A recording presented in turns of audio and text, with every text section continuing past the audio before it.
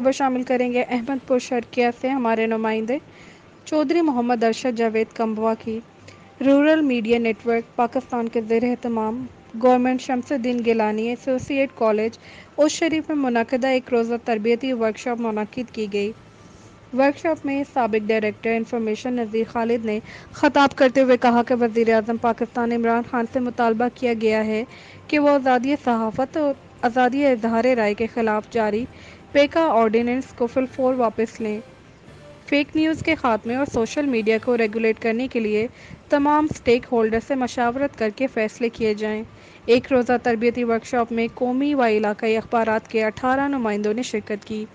صحافیوں کے تحفظ اور بنیادی صحافت کے حوالے سے سابق ڈائریکٹر انفارمیشن حکومت پنجاب نذیر خالد اور صدر RMNP احسان احمد سہر نے لیکچرز دیے۔ ورکشاپ میں نظامت کے فرائض پریس کلب احمد پور شرقیہ کے سابق صدر محمد رفیق صفدر راجپوت نے انجام دیے۔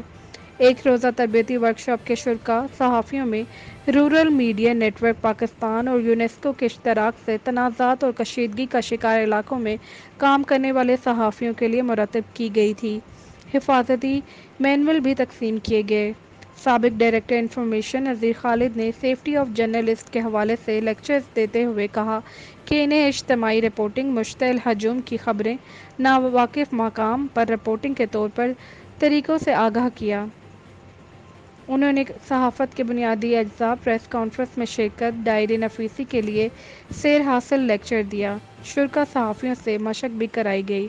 سابق ڈائریکٹر انفارمیشن نذیر خالد نے کوآرڈینیٹر ارشاد احمد شاد، خواجہ غلام شبیر، ملک خالد محمود، عظمت اللہ سیال، ساجد انجم، الطاف حسین، محمد گل شیر کمبوا، خواجہ ابرار حسین، محمد اعجاز حسین پٹھان، خواجہ ابرار رضا، محمد عمران سیال، صدیق احمد فاروقی، سید محسن رضا شمسی، امتیاز منظور خان، محمد شہزاد شکرانی، خادم حسین شاہین لاشاری، شہزاد خلیل خان بڈانی میں اسناد بھی تقسیم کیے۔